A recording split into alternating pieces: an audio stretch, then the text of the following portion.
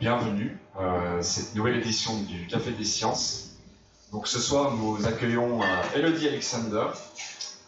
Elodie travaille dans le design et donc ce Café des Sciences a lieu durant la French Design Week. Donc c'est un événement national qui met en avant le design sous toutes ses formes et qui essaye de sensibiliser le public au design. Donc aujourd'hui, Elodie va nous présenter ses travaux sur les signes de Guyane. C'est un Café des Sciences qui aura un format un peu différent que ceux d'habitude. Donc on va commencer par une présentation. Ensuite, on va passer à une séance de questions-réponses. Et ensuite, nous allons passer à l'extérieur où vous allez recevoir des tablettes et vous allez pouvoir observer certains objets en réalité virtuelle dont Elodie vous parlera plus amplement. Donc, Elodie, je vous laisse la parole.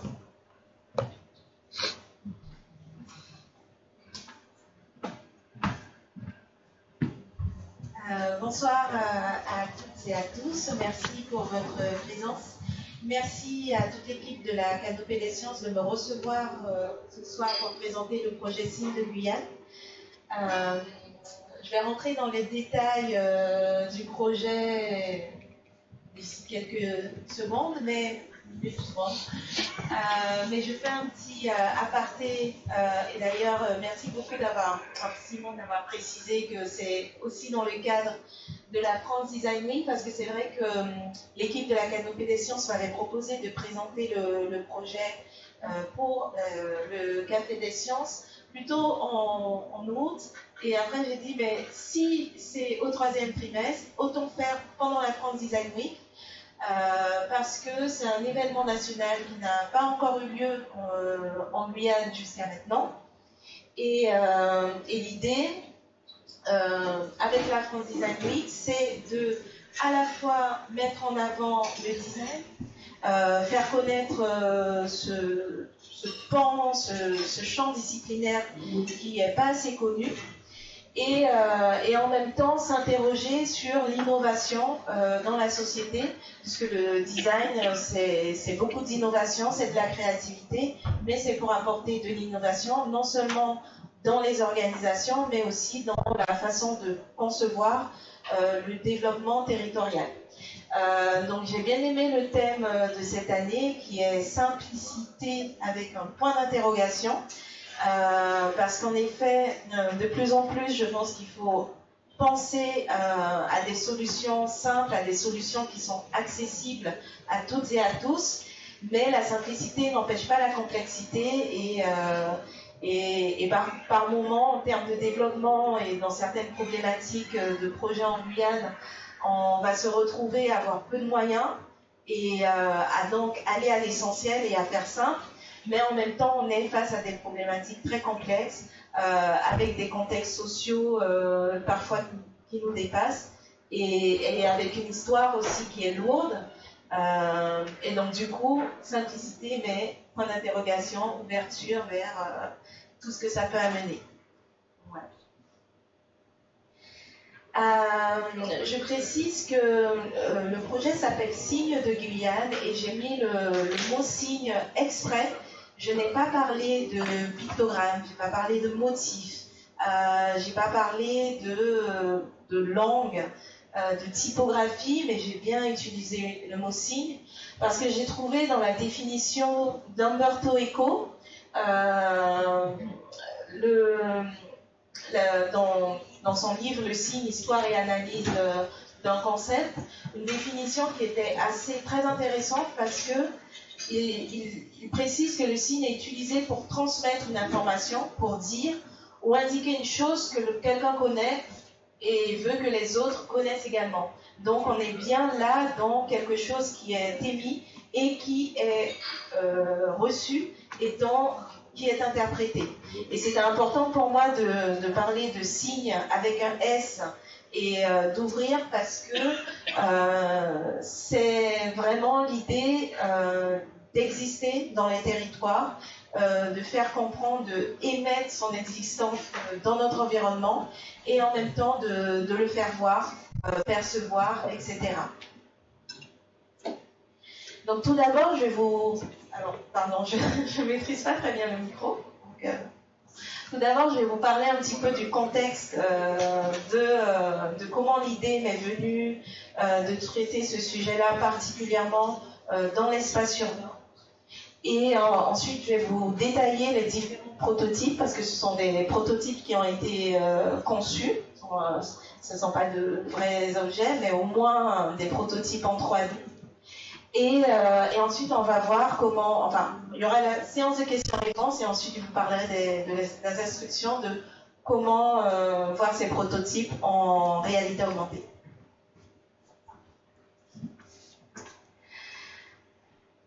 Tout d'abord, le contexte était en plein Covid, des images assez choquantes qui ont traversé le monde. C'est les déboulonnages de statues, suite de statues qui représentent la colonialité, l'histoire coloniale et qui a remis en question suite à la mort de George Floyd, qui a amené la question du racisme, de la domination dans les sociétés occidentales. Et notamment, je me suis dit, mais c'est intéressant parce que les personnes là, à travers le monde, re-questionnent en fait leur environnement, re-questionnent aussi l'histoire qui leur est imposée. Et en même temps montrent qu'elles ont envie de réécrire finalement ces espaces urbains qui racontent qu'une histoire, et l'histoire de ceux qui ont gagné, ceux qui dominent et ceux qui continuent encore à dominer. Donc également, il y a eu des échos de ce mouvement en Guyane, comme vous le savez tous, avec la statue de Schweitzer qui a été déboulonnée au fur et à mesure, mais ce n'était pas la première fois finalement qu'il y avait eu des dégradations de cette statue.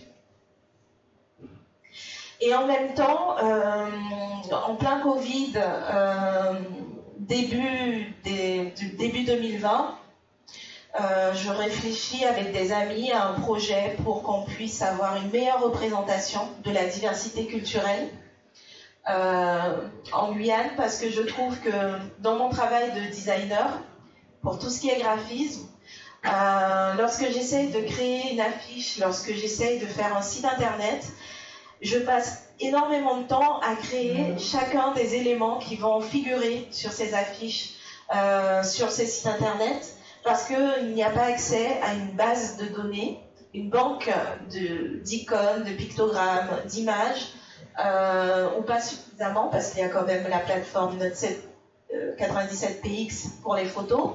Mais voilà, c'est tout débutant, et avec des collègues, on se dit, bon ben, ce serait bien de penser à collecter des pictogrammes, collecter des motifs pour pouvoir représenter la diversité, parce que la diversité culturelle en Guyane, elle est très présente. On ne peut pas dire qu'elle n'est pas présente, c'est pas vrai.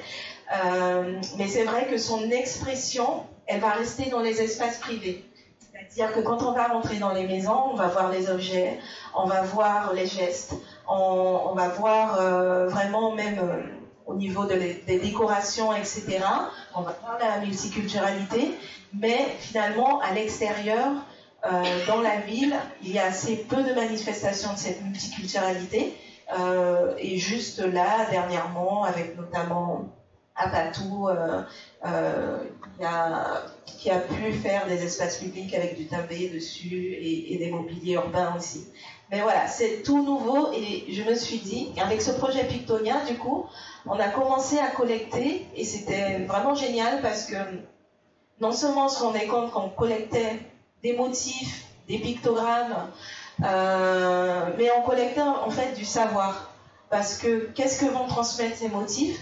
Ben, ils vont transmettre de la connaissance. Par exemple, l'éventail, là, le Woli Woli en kaligna, ou Walwari en créole, quand on a fait des entretiens, on a pu savoir que ben, ça permet d'éventer, donc tout ce qui permet d'éventer le feu pour le ranimer. Et donc c'est symbolique de mouvement, c'est symbolique aussi, le feu, ça va avec la vie. Et également, Woli Woli, ça veut dire femme. Donc c'est femme, femme. Et là, il y a vraiment un côté un petit peu mélodieux. Moi, en tout cas, ça m'a permis de comprendre que Walwari, finalement, ça vient de Woli Woli, chose que je ne savais pas. Autre chose encore, la personne qui était entretenue avait partagé également avec nous que pour elle, c'était un objet qui avait beaucoup de valeur. Parce que quand il l'utilisait, c'était pour éventer le feu, mais en même temps, le soir, ils se réunissaient en famille autour du feu pour se raconter la journée, pour se raconter des histoires, et que ce moment-là était très fort. Donc, on s'est rendu compte que finalement, en étudiant ces objets, en essayant de faire ces pictogrammes et ces motifs, etc., on avait aussi accès à des témoignages avec des savoirs qui sont très importants, à mon avis, à diffuser, à faire connaître. À partir de là, plusieurs enquêtes sur le terrain, et notamment à Antekumpata, où on a pu récupérer de la part des habitants une liste de motifs, en plus des observations de terrain qui ont permis de récupérer certaines choses. Il faut aussi savoir qu'il y a quand même des thèses où il y a possibilité comme la thèse de David, où il y a possibilité de revoir un certain nombre de motifs, notamment de vannerie, etc. Mais le problème de la connaissance scientifique, c'est qu'elle reste à l'intérieur des thèses, elle reste souvent à l'intérieur des bibliothèques universitaires, et il y a quand même un pont à franchir entre l'université, le monde scientifique et le commentaire, j'ai envie de dire, les gens qui ne sont pas dans l'univers universitaire. Donc le projet s'est passé à l'occasion d'une résidence de création à Saint-Laurent-du-Maroni, dans le cadre des résidences annuelles qu'organise la ville de Saint-Laurent à travers son SIAP, son centre d'information, je crois que c'est architecture et patrimoine. Et donc c'est l'équipe patrimoine de la ville qui m'a accueillie pendant 2 mois, de octobre à décembre 2023, pour réaliser le projet. Donc j'avais proposé dans le projet d'imaginer l'aménagement urbain à travers les signes de Guyane, et j'avais prévu de réaliser du coup des prototypes en 3D, voire en réalité augmentée, et de travailler dans un quartier de la ville.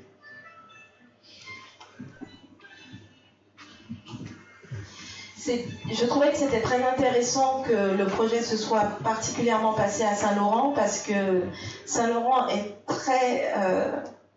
l'histoire coloniale est encore plus vivace, je trouve, à Saint-Laurent particulièrement. On le voit dans l'architecture, on le voit aussi dans le mouvement des populations. Donc voilà, il y a cette histoire quand même coloniale qui est là, qui est visible de partout. Pourtant, c'est pas le centre-ville dans lequel j'ai travaillé, mais un quartier informel qui s'appelle Bibi, qui se trouve à l'entrée de Saint-Laurent-du-Maroni.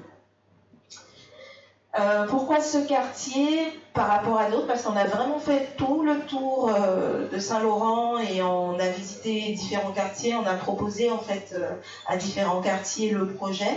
Mais c'est vraiment dans ce quartier-là où on a été accueillis par une des associations de quartier du quartier. Et donc comme ça s'est fait tellement naturellement, le contact s'est fait naturellement, on s'est dit bon ben on va pas tergiverser, le projet est déjà long à développer, donc on va là où les choses sont fluides.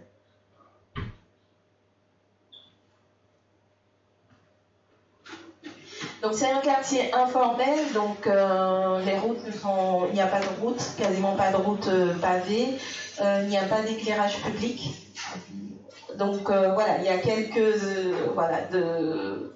la ville passe quand même, les déchets sont traités, la ville ne peut pas ignorer le quartier, mais c'est un quartier informel. J'ai travaillé essentiellement en co-création. Donc, c'est-à-dire que j'ai essayé de vraiment penser le projet, pas toute seule dans mon coin, mais en étant en contact avec la population du quartier. Donc, la co-création, c'est assez vaste et j'ai envie de dire, chaque designer a ses propres méthodologies. Mais en général, il y a de l'observation de terrain, comme dans la plupart des enquêtes de design ou en sciences sociales.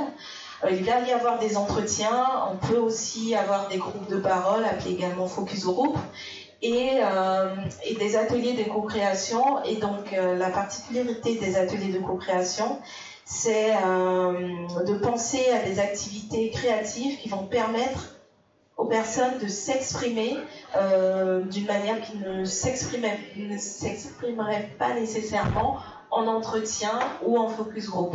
Et par la manipulation, par le dessin, par l'échange aussi entre les personnes qui participent, on va pouvoir ressortir des éléments qu'on ne pourrait pas ressortir différemment. Donc il y a eu observation de terrain, il y a eu des entretiens et un groupe de parole et 2 ateliers de co-création. À partir de ces ateliers et des entretiens et de toute l'enquête, ça a permis de réfléchir à des problématiques qui ressortaient du quartier. Et finalement, je me suis rendu compte que dans le développement urbain de Guyane et même de pas mal de territoires de l'histoire coloniale, il y a un certain nombre d'impensés dans le sens où c'est comme si on n'avait pas prévu qu'il y aurait des conséquences à ces mouvements de population et qu'il faudrait penser à adapter aussi nos environnements à tout ce qu'on expérimente au quotidien. Un des impensés, je pense, c'est vraiment la multiplicité des langues. Parce qu'on va avoir énormément, on a des panneaux routiers qui sont normés certes, mais qui ne sont pas multilingues. Donc en général, essentiellement en français. J'ai pas vu beaucoup d'exemples de multilingues en Guyane. Pourtant, quand on va aller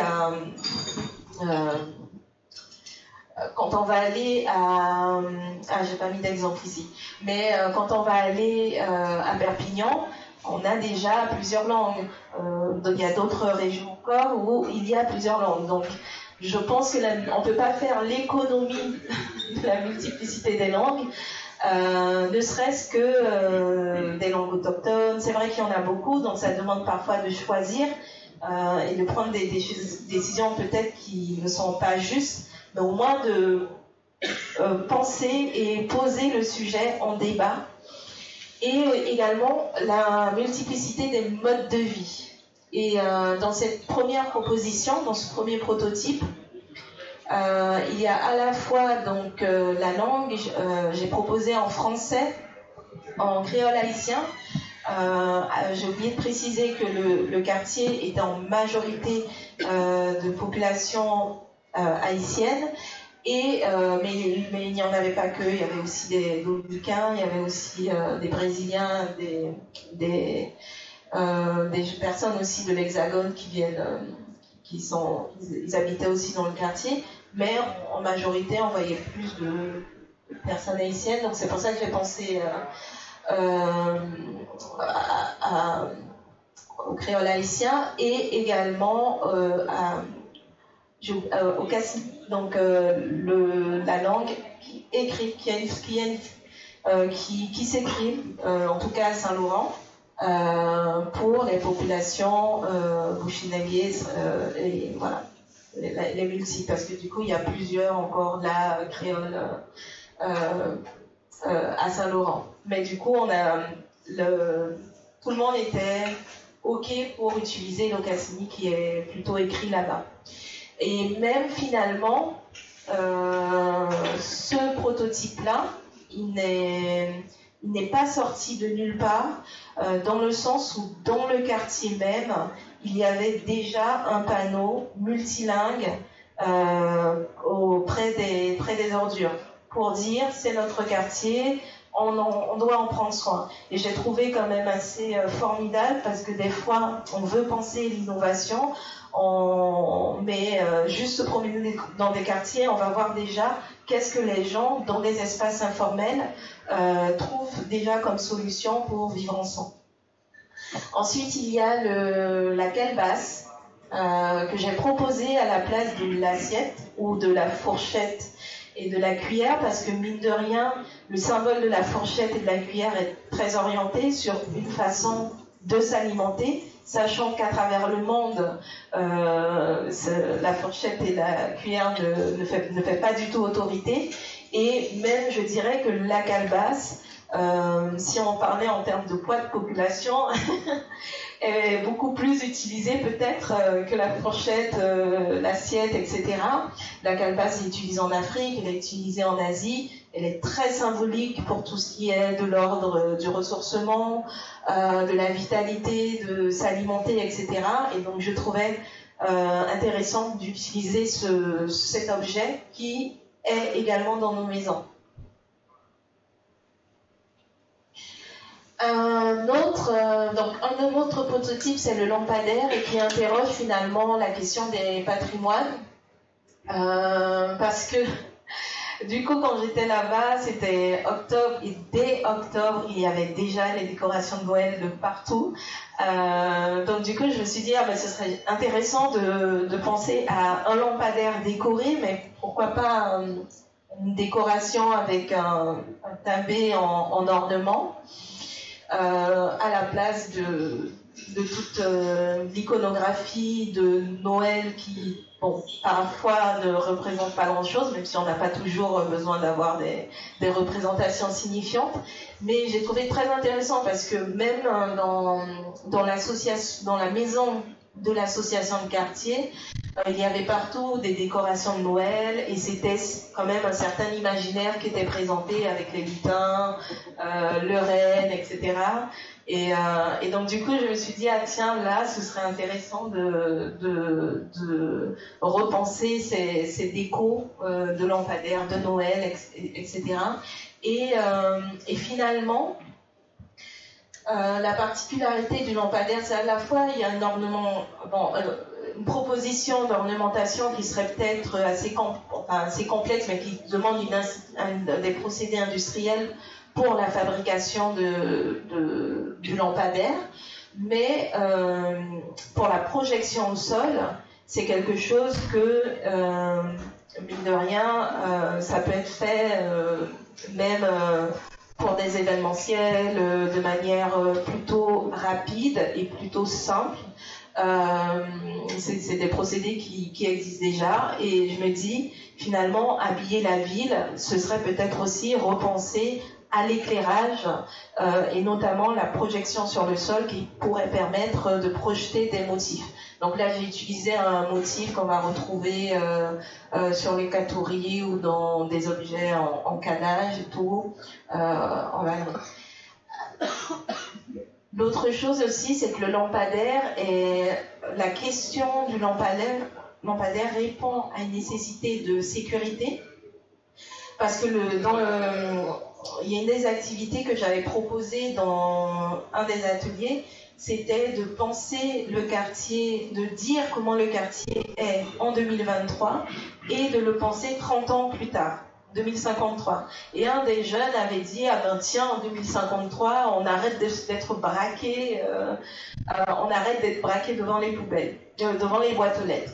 Et donc du coup, j'interroge, je dis, qu'est-ce qui se passe et tout. Et là, il explique que finalement, dans le quartier, à l'intérieur du quartier, il est plutôt sûr, alors qu'il n'y a pas nécessairement d'éclairage à l'intérieur, mais c'est serein à l'intérieur, il y a de la sécurité. Par contre, près des poubelles, il n'y a pas d'éclairage public, et du coup, c'est là que les personnes vont faire du vol à l'arraché, des choses comme ça. Et donc du coup, il y avait ce problème de sécurité qui est revenu, et particulièrement en tout cas la période où j'étais à Saint-Laurent, il y avait souvent des problèmes d'éclairage, même au centre-ville. La Léodrapeau, donc là, ça interroge la question de la migration et des gouvernances finalement. Pourquoi? Parce que j'ai l'impression parfois qu'on ne se rend pas compte qu'en Guyane, il y a des personnes qui sont d'origine étrangère, qui parlent des petits, déjà 3, 4 langues, parfois arrivé à l'adolescence, c'est déjà 6, 7 langues. C'est une ressource incommensurable qui n'est pas nécessairement valorisée, et on peut retrouver des personnes qui vont être en précarité malgré le fait de parler plusieurs langues. Et je me disais, pourquoi pas une allée au drapeau où les gens s'imagineraient tout ce qu'ils pourraient avoir au-delà de ces drapeaux. Est-ce que ce serait une école de la diplomatie? Est-ce que ce serait un consulat? Est-ce que ce serait tout et n'importe quoi, et qu'ils puissent emprunter cette allée et puissent s'imaginer des futurs possibles? Parce que je pense que là, en termes de politique publique, de sciences politiques, il y a énormément de ressources avec ce multilinguisme. Pas seulement le multilinguisme en Guyane, puisqu'il y a également des modalités de gouvernance qui sont différentes sur le territoire. Donc, les populations amérindiennes les populations amérindiennes ont leur propre modèle de gouvernance, les populations bushinégé ont également leur propre modèle de gouvernance, et finalement ces modèles peuvent inspirer des développements. Alors c'est sûr que de plus en plus on voit, même avec le protocole APA pour le partage des ressources, le partage des ressources des bioressources, merci. Voilà, le protocole APA, on prend en compte ces modèles de gouvernance, mais voilà, je trouve qu'il mériterait d'être valorisé, ne serait-ce que dans l'enseignement, d'être valorisé vraiment, même dans le modèle de pensée de la Guyane, et pourquoi pas dans le futur autonome de la Guyane. Aussi dans le quartier, donc à chaque fois les prototypes ont été pensés, à chaque fois il y avait des insights finalement dans les entretiens, et là c'était un des habitants qui disait qu'il était très heureux de cette multiculturalité et qu'il avait tout le drapeau français, guyanais, haïtien, et qu'il appréciait finalement ce mariage des cultures. Et c'est pour ça que j'ai vraiment fait une allée au drapeau, parce qu'il y a la fête des drapeaux qui est célébrée dans le quartier. Et à un moment donné, j'avais fait le prototype vraiment avec du papier en maquette. Et des enfants jusqu'à des adultes de la trentaine sont restés bien 1h30 à jouer avec les drapeaux. Alors je me suis dit, bon ben je vais faire carrément en 3D l'allée au drapeau, et puis on laissera imaginer ce qu'on veut.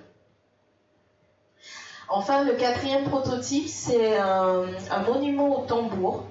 Je me suis dit, pourquoi pas penser monument, puisque je n'étais pas arrêtée dans les types de mobilier urbain.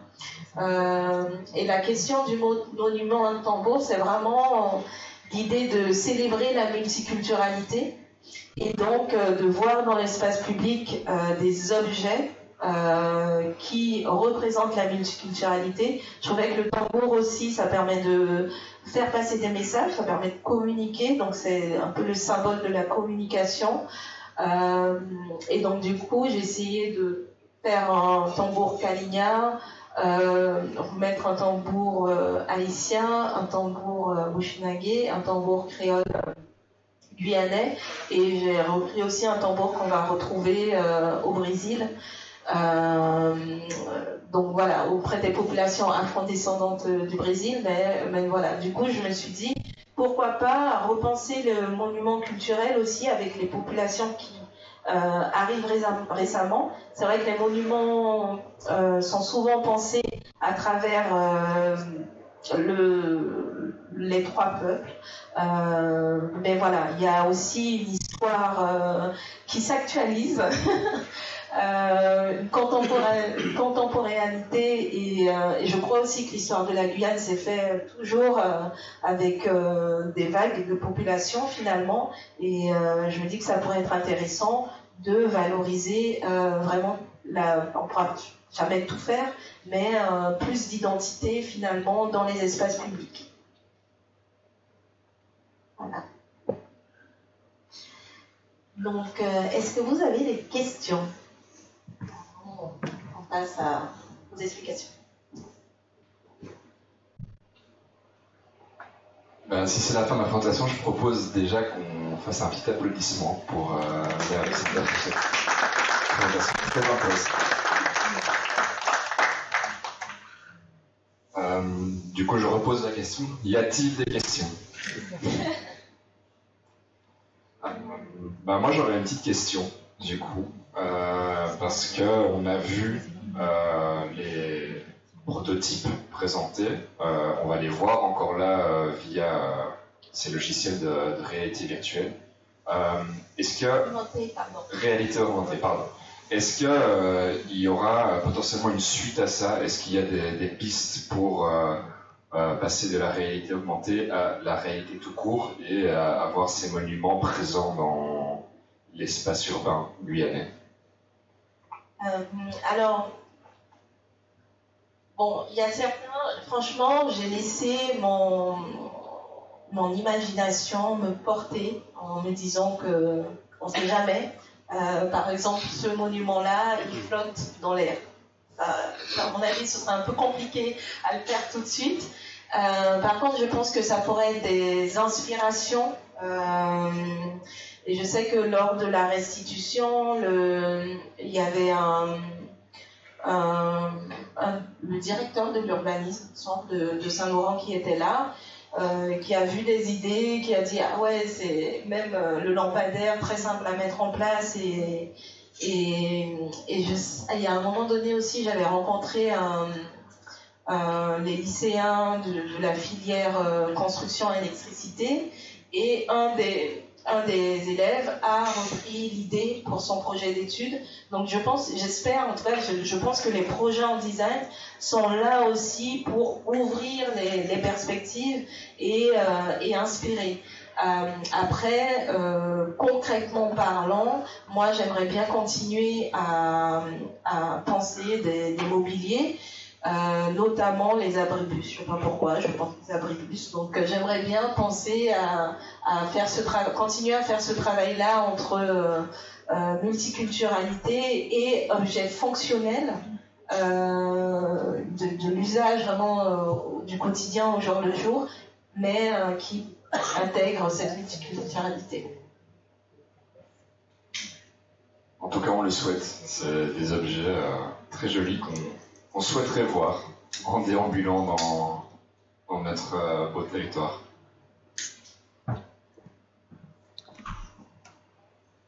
Merci beaucoup, Élodie, c'est un sujet assez passionnant. Je trouve ça chouette de se pencher sur effectivement cette multiculturalité qui est vraiment un peu des fois cachée, sous-jacente dans les gestes, les maisons, etc. Moi, je me pose beaucoup la question, je ne sais pas s'il y a eu cette réflexion-là, mais aussi de l'environnement, en fait, simplement. On voit que la majorité des objets aujourd'hui qui sont produits répondent à un climat continental du sud ou du nord, mais la frange, on va dire, intertropicale, équatoriale, ça fait souvent défaut, et notamment dans la signalétique. Moi, c'est un truc qui m'a marqué quand je suis arrivé en Guyane, c'est le marquage au sol pour les routes, les panneaux d'affichage qui étaient tous complètement grillés par les ultraviolets. Je me disais, mais pourquoi on fait des signes comme ça, justement, qui n'ont pour moi pas de sens ici, quoi, tout simplement. Et en plus, ça joue après sur tout le territoire, sur la notion de repérage, de tourisme, etc. quoi. Et au-delà de ça, je trouve ça super intéressant que tu parles des abribus, mais le projet par exemple du TCSP, quand j'ai vu sortir de terre les abribus, j'espère qu'il n'y a pas de gens qui travaillent sur le TCSP ici, mais en fait on se demande s'ils ont déjà vécu un peu en Guyane, quoi, tout simplement. Enfin, quand il pleut, en gros c'est soit il pleut très fort, soit il fait chaud très fort, point barre. Donc des fois on voit que c'est vraiment ridicule en termes d'espace, de protection de l'environnement, on va appeler ça comme ça, mais du coup c'est chouette de se pencher sur cette problématique, mais peut-être pas que sur l'humain, même si ça mérite évidemment d'être mis en avant. Mais en termes, pour moi le design c'est aussi une fonctionnalité, quoi. C'est une solution à des problèmes. Voilà. Je te rejoins parfaitement là-dessus. Je pense qu'il y a vraiment de la recherche sur les matériaux en fait, qu'il faut faire en Guyane, parce que et voir aussi qu'est-ce qui est fait ailleurs, comment est-ce que c'est plus durable. Moi, je vois quand je vais au Brésil, je trouve qu'ils utilisent pour parfois des signalétiques d'entrée, beaucoup de bois et de la gravure finalement. Et je me dis, oui, en fait, pourquoi s'embêter avec un panneau qui va sans les dire au bout de je ne sais pas combien de temps, et alors qu'on a quand même des moyens de faire avec de la sculpture, etc. Et ça permet de faire passer l'information aussi.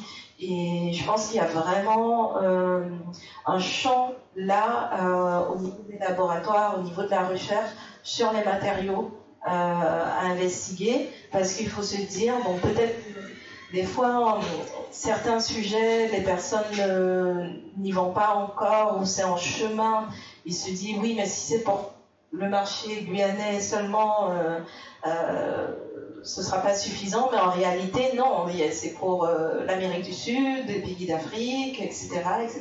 Donc, il y a toute une partie du monde, finalement, qui, je dirais, qu'on peut laisser pour compte, mais justement, là, il y a un designer, oui, un designer qui vit au Canada, je pense à Toronto. Il a partagé sur sa story parce qu'il allait en conférence à Barcelone. Et il a partagé en story sur Instagram les femmes de la tech. Et là, il a décidé de partager, je pense qu'il y a bien cinquantaine, voire même centaine de femmes dans la tech qui évoluent. Et j'étais agréablement surprise de voir des personnes, il a pensé à mettre des personnes d'Amérique du Sud, d'Afrique, des Antilles, etc. Et en fait, il disait dans sa story que finalement, le monde de la tech, sans représenter les personnes plutôt blanches, européennes, etc., les hommes, et pourtant, ailleurs dans le monde, il y a aussi des designers, il y a aussi d'autres personnes qui sont dans la tech, qui évoluent dedans, etc. Et je pense qu'il y a vraiment une idée à se mettre, enfin, vraiment à se dire que c'est pas parce qu'on n'est pas dans ces capitales qu'on n'a pas le droit de penser à nos futurs, on n'a pas le droit de proposer d'autres modèles à Internet, etc. On voit comment ChatGPT, l'intelligence artificielle, tout le monde en parle, mais nous, on va finalement avoir les conséquences de l'usage de cette intelligence artificielle, mais à quel moment on peut aussi décider de comment utiliser et quelles seront les applications de ces intelligences, etc. Et en tout cas, c'est une partie du projet de thèse que j'aimerais porter, d'avoir vraiment la possibilité d'avoir une voix dans toutes ces innovations, même si on n'est pas dans le centre là-haut là. Y a-t-il d'autres questions?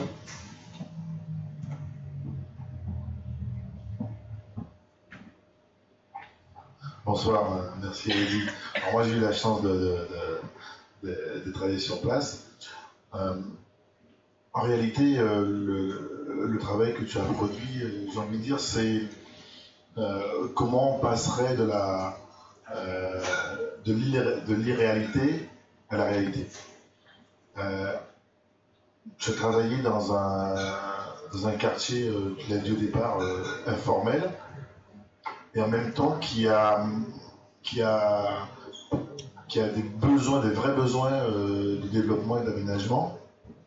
Et il y a une diapo où on montre, je dirais donc la traduction restaurant là en plusieurs langues, la question de l'intégration en réalité des activités économiques portées dans des cadres culturels différents et pour autant qui nous sont en commun. Ma question est comment toi tu vois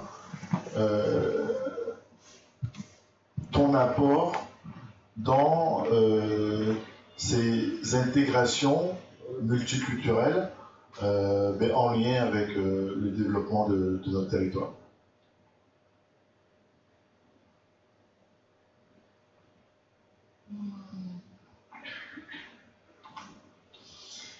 Tout à l'heure, je suis allée voir mes clients à la campagne, là, à Rivière-Montjoly. Il y a un ensemble de bâtiments. Et c'est la chambre régionale économique de l'économie sociale et solidaire, la CRES. Et en fait, ils ont mis donc... ils ont fait toute la vitrophanie sur le bâtiment. Et notamment les pictos que j'avais conçus à un moment donné pour étendre leur charte. Et notamment, il y a un des pictos, c'est un tchèque, donc deux points qui se rejoignent. Et petit à petit, je vois un autre client encore qui a fait une vidéo, c'est pas moi qui ai fait la vidéo, c'est vraiment, il a réutilisé la matière que j'avais faite pour la marque, et ils ont fait, c'est dans le secteur médical, et donc ils ont conçu la vidéo, et on voit le motif du Walwari, du Woli Woli, au tout début, ouais. Donc on voit ce motif-là, en fond dans la vidéo qui circule comme ça. Et ça n'a l'air de rien, mais en fait, on est dans le secteur médical. Je pense que vous savez bien que le secteur médical est connu pour faire... quoique, il change, mais il change souvent au niveau des personnes, des humains qui vont mettre en avant. Mais là, rien que de voir ce motif, ça changeait toute la perspective, la dimension de la vidéo. Et je pense que travailler sur des petits éléments comme ça, des motifs, parce que l'intérêt des motifs ou des pictogrammes, des choses comme ça, c'est qu'après, la création est beaucoup plus facile. On pourra composer et avec ces compositions, faire tout ce qu'on peut imaginer. Et en tout cas, bon, je pense que ce ne sera pas que moi qui vais faire. Ma participation, c'est d'essayer de réunir le plus de motifs, le plus de pictos possible. Et puis après, tout le monde, s'ils ont accès, etc., à ces éléments, ils peuvent imaginer un certain nombre d'applications, si bien que, je sais pas, demain, on se retournera, on dira « Ah tiens, on dirait que j'avais vu ça quelque part » et finalement, je pense que c'est un peu comme ça que la culture pourra s'infuser dans chaque aspect du quotidien. Il y a un typographe, j'ai oublié son nom, il a travaillé sur la FACA, qui disait que finalement, le design graphique, c'est comme l'air. Le design, oui, c'est comme l'air ou comme le vent. En fait, on ne voit pas, mais c'est là et c'est indispensable en fait. Quelqu'un d'autre voudrait éventuellement poser une question?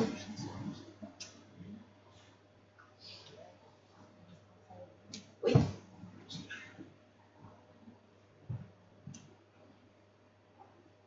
Merci Elodie pour ton intervention.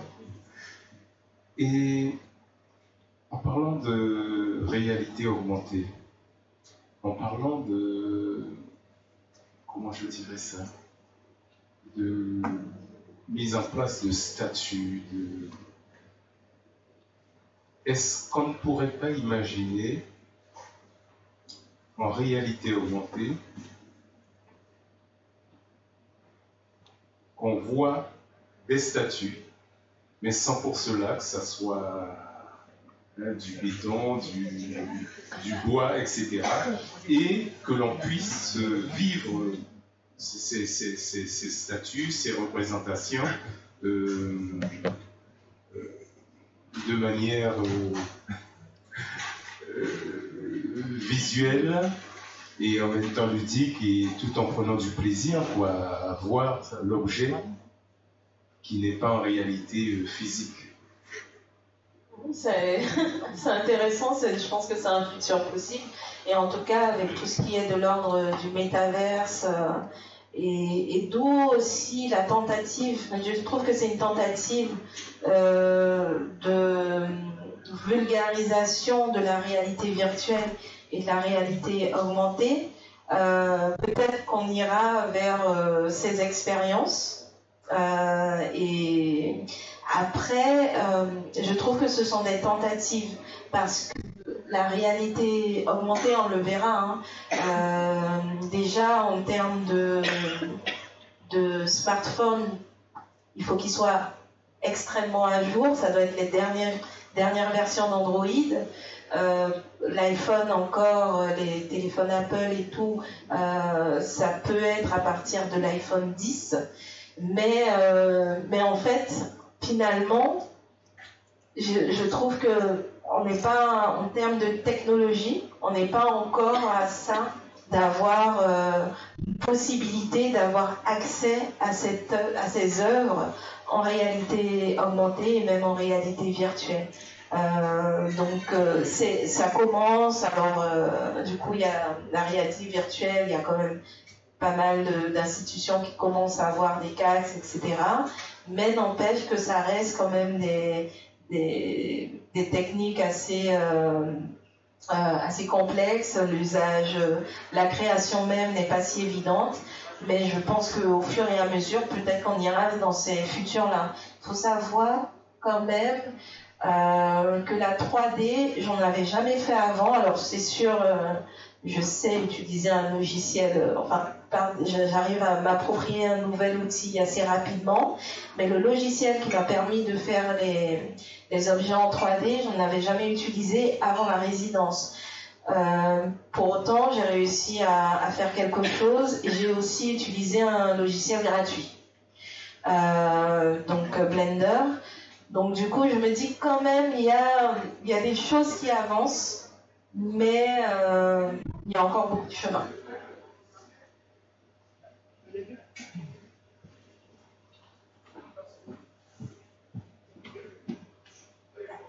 Oui, bonsoir à tous, bonsoir Elodie. Alors, je ne sais pas si c'est un lien avec ça, mais c'est parce qu'il y a 2 jours, j'ai accompagné quelqu'un qui est de passage. On s'est arrêté dans le village de Torino à Macroya, et on fait référence au Calbas. On s'est arrêté et on a eu un échange sur l'utilité de ce genre d'outils. C'est-à-dire qu'en fait, on s'est dit que d'acheter des Calbas, c'est pas de la décoration.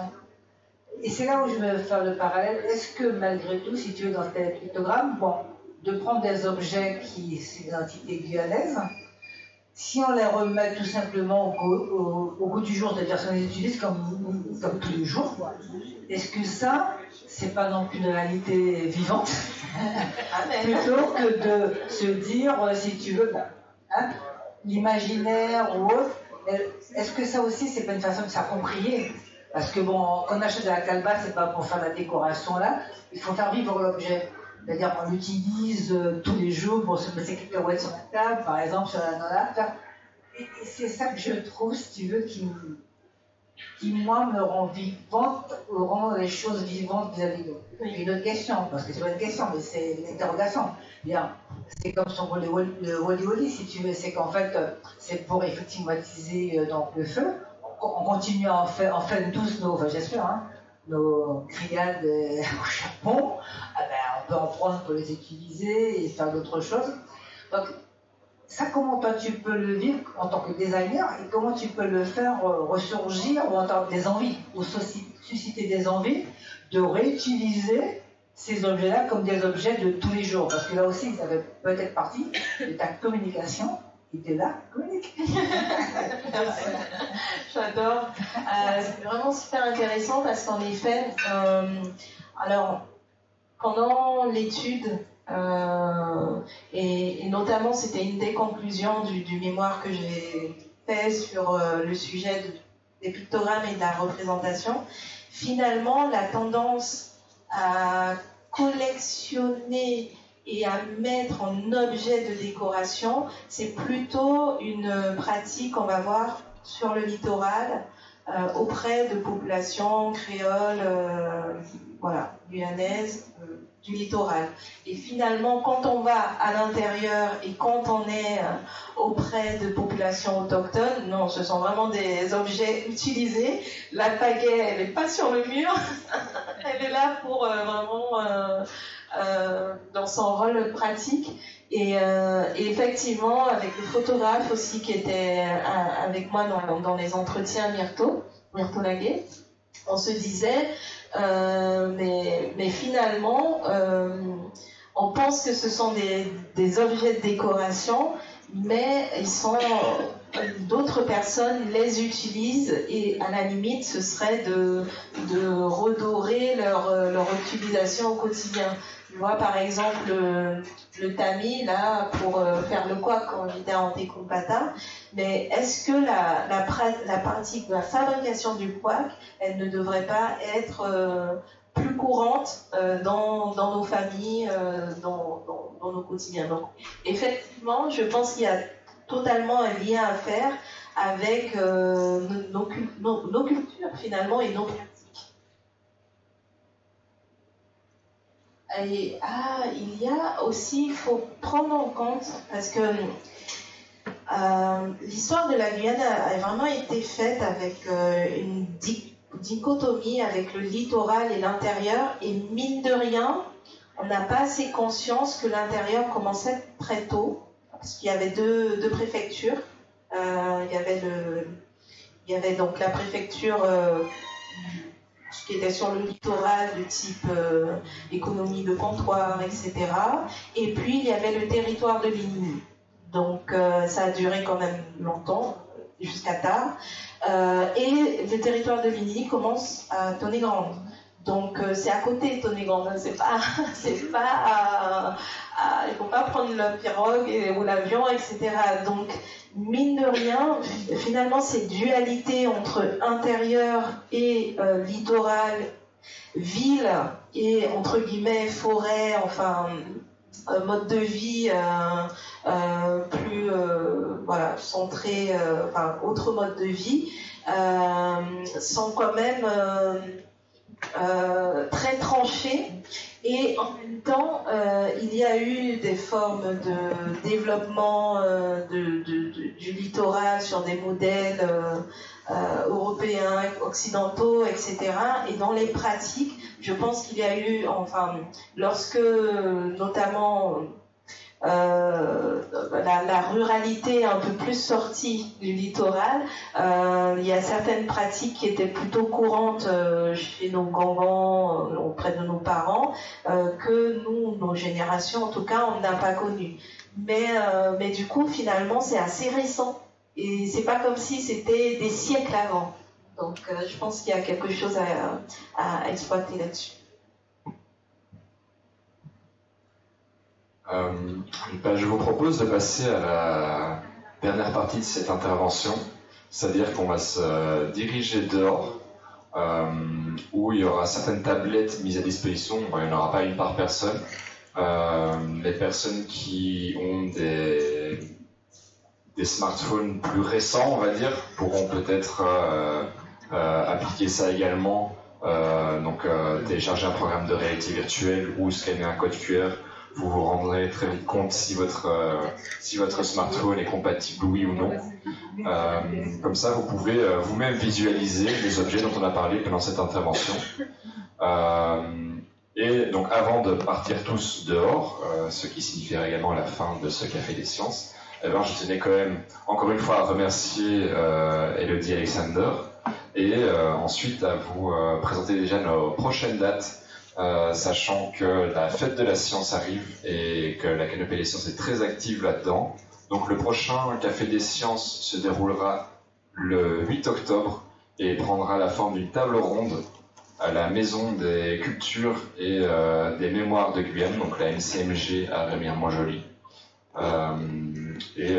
qui traitera du sujet du braconnage et de la pêche illégale. Donc un sujet assez différent de celui de ce soir, mais qui pourrait éventuellement vous intéresser aussi.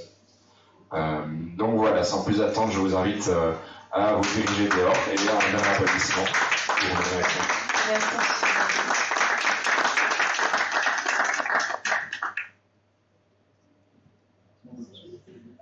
On va aller dehors. Il y a les tablettes, il y a